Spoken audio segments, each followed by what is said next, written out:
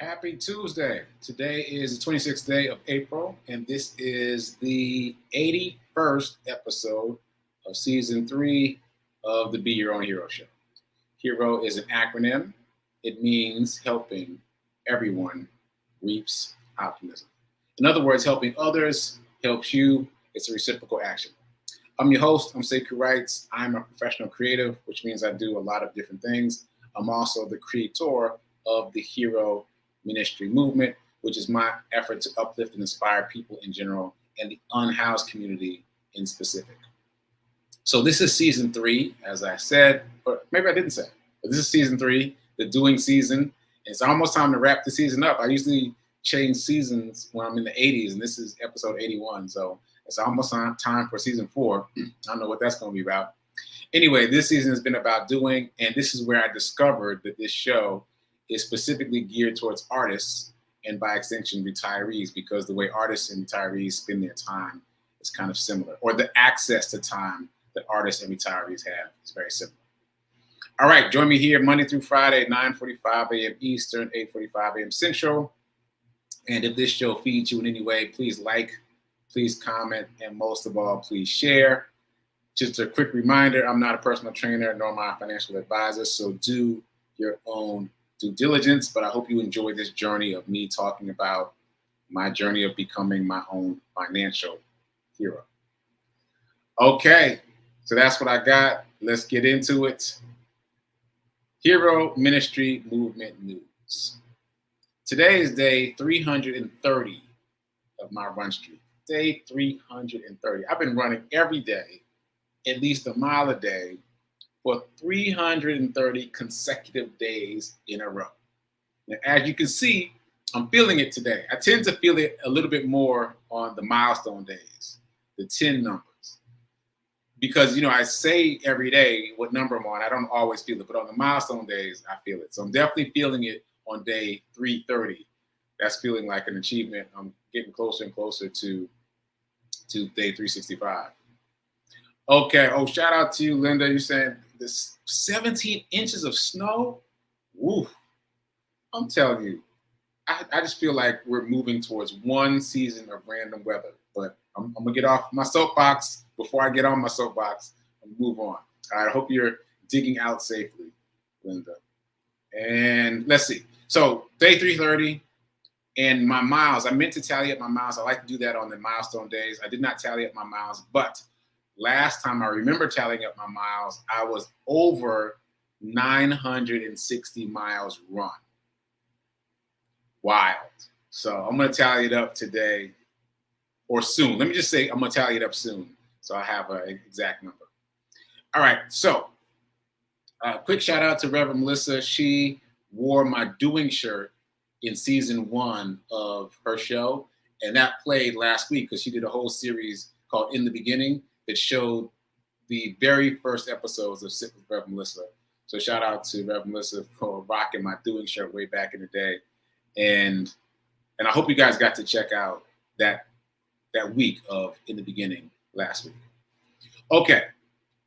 I was going to play my run report today, but I got to show you someone else's run report. I'm so excited about this. So this is one of my, can I say classmates from the marathon training program at Fleet Feet. So I think I told this story before, but one day at training, she was asking me about the run streak because I post about it, as you know, every day. And she was asking me, do you run even when you're sick or even when you're not feeling well? And I was like, yeah, every day, no matter what. And then Antoine, the guy who inspired me, showed up and she was asking him the same questions. And then the next thing we knew, when we met again the following Saturday, she was like, yeah, I'm on day 7. She decided to, even though she didn't sound like she was going to, she decided to start her own run streak. So she credits me with influencing her to start a run streak. And look, she's doing run reports now, at least this one run report. I couldn't figure out how to download her run report, but it let me download the audio. So I downloaded her audio. That's a photo of her and one of her daughters. And so it's her audio, but my video. And I kind of put them together. So this is the first run report that I've inspired someone else to do. And and a run streak that I've inspired someone else to do. So here we go. Today is day 15 of my run streak. I was inspired by sekouwrites, and I'll tag him in here, and a couple other people in my spring training group that I've been working with Fleet Feet here in Nashville, and they've been doing these run streaks. They'll do at least 1 mile a day. Some of them have been going for years. Today. So as you see, really short, but I had advised her and Bill, those are the two people that I know about. I think I've given them a little bit of advice. Come up with a hashtag right away so that people can track your progress and tell people what you're doing, because that's really your record for you. My run reports are a record for me. You probably heard me say that I started them because of my mom. I was trying to keep my mom updated on what was happening with the run, but they've also become a record for me. Literally this weekend, I was trying to find something, and I was like, what day was that? And I was able to scroll back through my run reports to find the day that I was talking about that special thing. So anyway, it's pretty cool to be influencing other people to start run streaks. Who knew? And start doing their own run reports. Who knew? Bill is doing he's writing a 2 sentences every day about what happened for him. I saw his this morning also. So pretty cool. Anyway, moving on. So let's get to this dice roll challenge. I'm moving a little slow today. As you see, I'm a little chatty. So yesterday's number was 2. I'm keeping track of the week, so I'll tell you at the end of the week where we are. And today's number is, drum roll, 3. Today's number is 3. So if you have not done yesterday or today, just call it 5. Yesterday was 2, today is 3. Take $5 out of circulation, put it into your investment account or into your money jar, or however you're going to do it, but set aside some money to invest, specifically to invest. Don't use it as an emergency fund. Don't go shopping. This is your investment money. All right, so moving on. Mornings in. As you know, that I've been reading the original 7-Day Mental Diet by Dr. Emmett Fox, as opposed to the Amazon Kindle version, which is something different entirely. And I didn't mention it. I didn't talk about it yesterday, so I just want to circle back to this. On Friday, I gave homework, and I tried to do the homework. You guys probably forgot about it, because I know how it is over the weekend. You probably forgot about it. But I did make an attempt, and it was very challenging. So I am recommitting to the homework, and I'm reassigning the homework. Everybody should be doing this homework all week. Try for today, though. Try for today, and then let's keep it going all week. It comes from what I read from this book last week.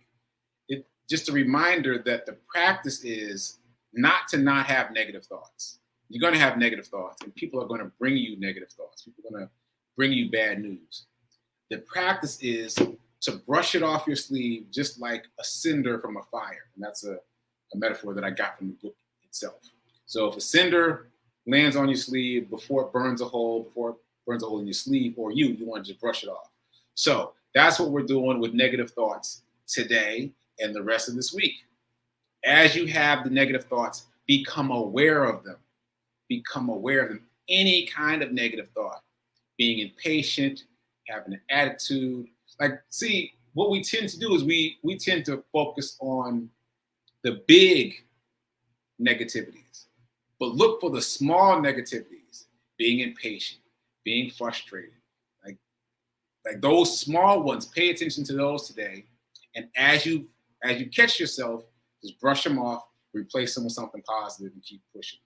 Again, I gave this an attempt this weekend, and it requires willpower. I'll put it that way. It requires willpower. So let's all do it together. Okay, so that is the Mornings In 7-Day Mental Diet. Let's get into some abundance right quick. So I didn't do the affirmation yesterday either, so I'm playing catch up. Here's our affirmation. We are memorizing this so that we can deploy it at will throughout the day, throughout our lives. I'm going to read it twice, once to memorize and once to emote. So here we go for memory. I am so happy and grateful to be a multi-millionaire in every area of my life. And one more time with feeling, the point here is to get your subconscious to believe it, because when your subconscious believes it, that's when the change happens. So here we go. I am so happy and grateful to be a multi-millionaire in every area of my life. Ashe. Okay. So I also didn't talk about money yesterday because I was so excited and animated talking about the half marathon. So let me run through a couple quick money notes, abundance notes, wealth notes before we jump back into what I call the filter seeker, the reticular activating system. So money notes, wealth notes, abundance notes. First one is a reminder that I give every episode. If you only spend, you'll stay poor. If you only save, you'll stay middle class. If you want to change your financial circumstances and become wealthy, you must invest. It's not optional. You can't save your way to wealth. All right? Now, a few other quick notes from last week. Yeah, from last week? Yes, from last week and beyond. The stock market is like Sam's Club. I like that one a lot. I stumbled across this last week. The stock market is like Sam's Club. Are there dangerous items for sale in Sam's? Yes. Guns, knives, bow and arrow, propane tanks, all kinds of things. But is Sam's Club as a whole dangerous? No. Same with the stock market. Are there financially dangerous things in the stock market? Yes. But is the stock market dangerous as a whole? No. There are items in the stock market that you want to put in your shopping cart, that you definitely want to get to change your financial life and your financial future. So that's a quick reminder. Also, a quick reminder, the Roth IRA, I like as a way to invest with rules, deadlines, and goals, which are baked in to the item itself, to the financial instrument of a Roth IRA. Those things are baked in. And I think that's really good for both artists and retirees because it gives us a sense of structure, especially for those of us who are just now investing for the first time. Having structure and a goal, I think, is a very good idea. So as you know, the universe told me to open a Roth IRA, so I did. And now I am learning about it in reverse, learning more and more about it and figuring out how to utilize it. But in very brief summary, once you have a Roth IRA, you've got until the end of the calendar year that you open the Roth IRA in to fully fund it to the maximum amount, which is between $6,000 or $7,000, right? So if you get it here in April, you've got until December 31st to fund it, to fully fund it. Now, nothing untoward happens. It's not like the account will disappear or something. It's just that you didn't get all the money that you could have gotten in it to get the maximum benefit to you. So it would behoove you to get as much money into the Roth IRA as possible. And then it resets January 1st. And then you've got to the end of that year to get another $6,000 or $7,000 into the account. So I think that goal and that specificity is really helpful because especially when we first start investing, we tend to put twos and fews on it. Like here's $2, here's $10, here's $15. But when you have a goal of $6,000, when you have a goal of $7,000, you got to put more than 10 and 5 on it, right? You got to really commit to investing chunks of money. So I think that's a helpful idea for both artists and retirees. So I'm going to do it. I hope you'll do it with me. All right. And then the last thing we talked about last week that I wanted to mention was that credit card rewards points can be very powerful. I talked about the fact that this book, The 7-Day Mental Diet, was free to me because I've been utilizing credit on Amazon. I applied for a quote unquote Amazon credit card. And even though I didn't get a physical card, I guess I didn't get it yet, I still have the credit. And I've been using it to buy the things that I would typically get on Amazon and then turn around the next day and pay it off. Buy it, pay it off, buy it, pay it off. So that as much as possible, I don't carry a balance on it, but it still gives you Amazon points. And I use those points to buy this book. And then Linda said that her husband used the points to buy something that cost $200. So those points can add up. So the twist here is thinking about debt as a tool instead of something to be afraid of. So instead of something to avoid at all costs, start using it as a tool. Because if we can do that with Amazon, then we can start doing that with other cards that offer rewards points. And as you know, there are plenty of cards that offer rewards points. Can't talk to that. Plenty of cards that offer rewards points. Boom. Okay. That said, one other thing I just wanted to mention quickly is that it's all the buzz. Elon Musk, the founder of Tesla, has bought Twitter, apparently. And I got a text from my brother yesterday asking me if he should get Twitter. First of all, sidebar, I think it's hilarious that people are reaching out to me for financial advice of any kind. That's hilarious to me. But I found myself saying to him that it was probably a good get. The shares are about $50, maybe $55 per share, so not very expensive. It's a growth stock, which means that it does not pay a dividend. So it's easy to buy on something like Cash App, where, how much do I want to say here? Cash App does not offer dividend reinvestment. And so for Cash App, I typically buy growth stocks. So, and I know that he has Cash App. So easy to buy on Cash App is my point. And Elon Musk is a visionary, and just about everything he's touched has turned to gold. So I found myself saying to my brother, yeah, it's a pretty good get, but I'm not going to get it. And then I was like, well, why am I saying that I'm not going to get it, even though I'm saying it's a good get? And I think for me, where I am now in my early investment journey is I am trying to create a base coat, like in painting. You put a base coat on the wall first, and then you start piling paint on it. I'm trying to get a good, solid base coat before I start chasing shiny objects. Because I did that early on, and it's easy to get a lot of different things. But if you get too many different stocks, then you've got too much spread. And even if you pick a winner or several winners, they won't increase by much because you've spread out your resources too thin. Whereas if you stack those resources, then if it wins, you can win in a bigger way. So I think right now I'm focused on the base coat, basics, index funds, S&P 500, Dow Jones, just basic stuff, and creating the Roth IRA before I get distracted. That said, I think the Twitter stock would also be a good stock to trade because the Tesla stock has lots of volatility, lots of controversy, I assume because of Elon. So with Elon owning Twitter, again, there's going to be lots of volatility, which is good for trading, popping in and popping out and taking advantage of the price difference to make money. So for those traders out there, if there are any, that could be a good stock to get. Like, as you know, I started trading, but on a very small level, just kind of sticking my toes in the water. Okay, so all that said, let's get back to this half marathon. Let's get back to the half marathon.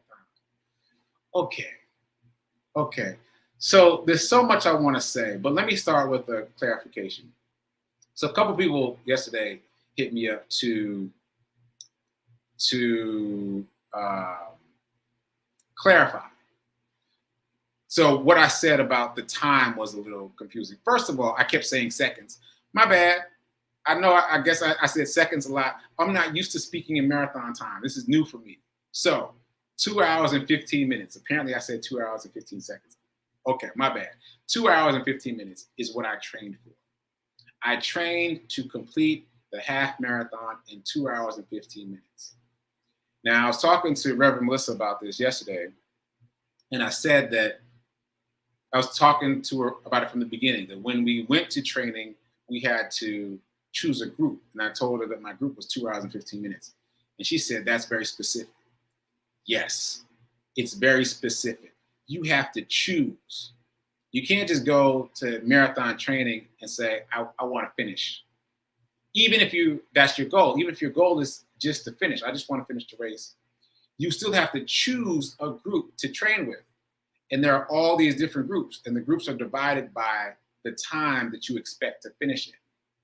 Now, as I mentioned yesterday, I chose 2:15, not so much for the time, but because my boy Antoine was the pacer for that group. And he is the person who inspired me to start a run streak at all. So my intention was to hang with him, right? That said, I stuck with that group. I tried going to a different group one day, but I went right back to that core group. And we developed a camaraderie, like all the groups developed their own camaraderie, their own language, their own interactions, etc. So my group was 2:15, 2 hours and 15 minutes. We were the 2:15ers, right? Okay. So over the course of time, the 11 or 12 week training sessions, people in that group started saying, Sekou, you're faster than this group. You should move up. And I was like, no, I'm not moving up. But it planted the seed of, well, maybe I can run faster. And so I developed this wish. Let's just call it a wish. My wish was that I'm going to run the half marathon in 2 hours. That's my wish. I wish upon a star. I'm going to run the half marathon in 2 hours, right? But my preparation, my training was 2 hours and 15 minutes over 11 weeks, right?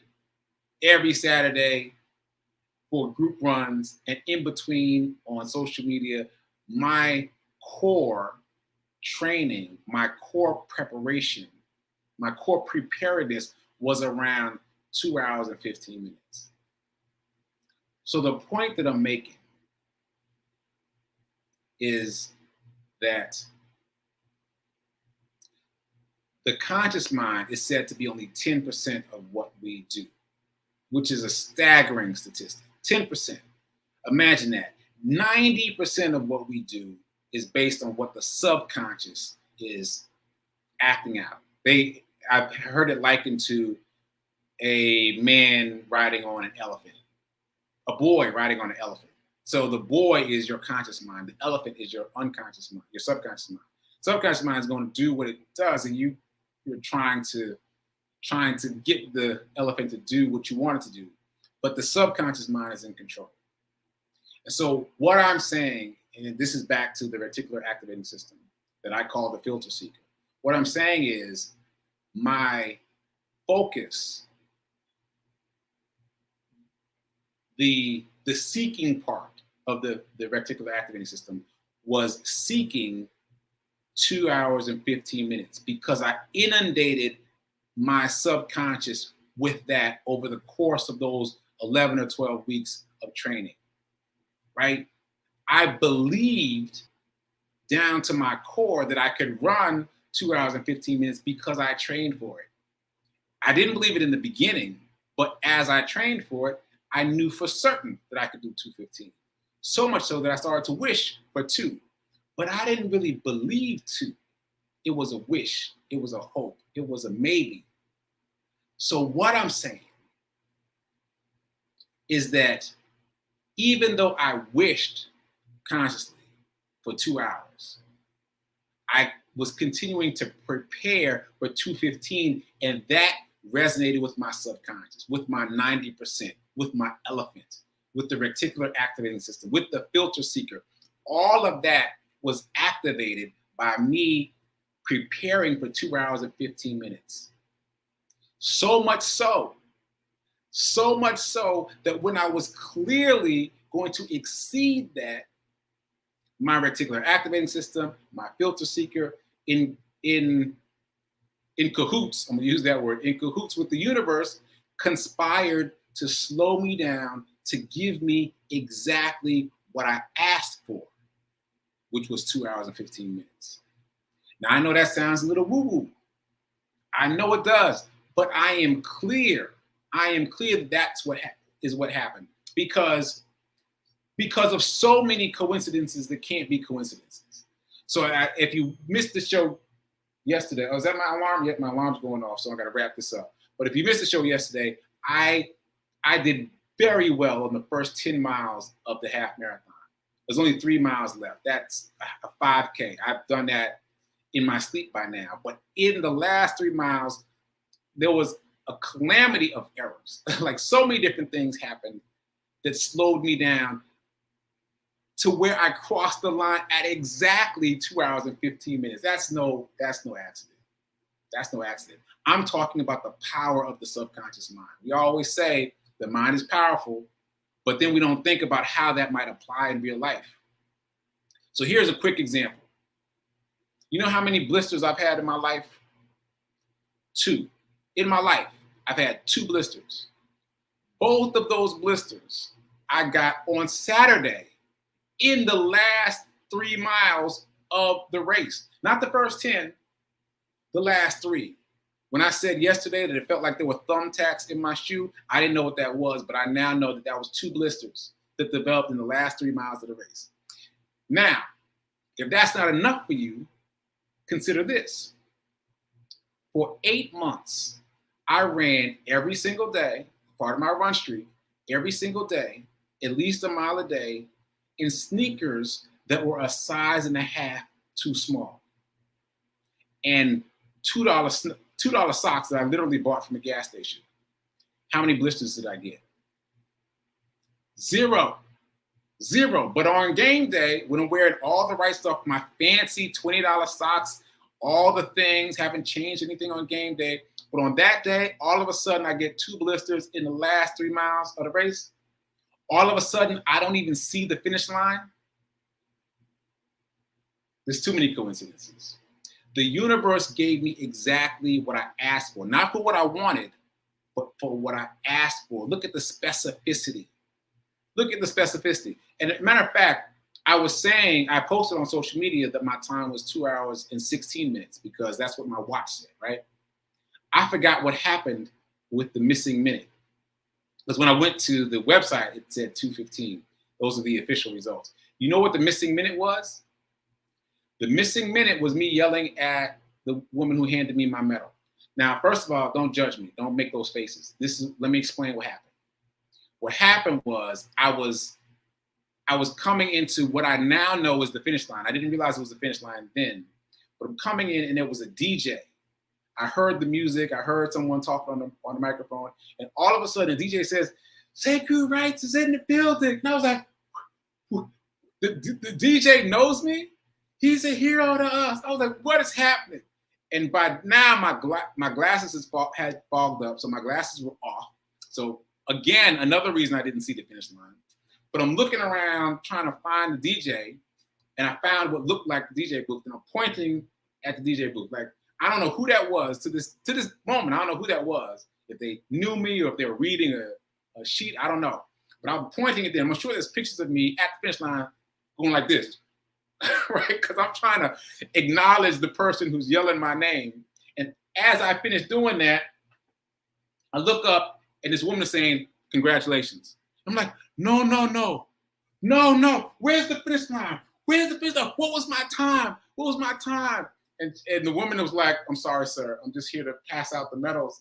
Probably scared her half to death. But I literally crossed the finish line without knowing I crossed the finish line. I didn't know it was over until I got the medal. So that's the missing minute. That's why my watch said 2:16, because I didn't stop it until after I finished chasing the lady, versus my chip time, which had already registered. There's a chip in the bib that they give you, had already stopped calculating when I crossed the line. So my point here is I have never not seen the finish line.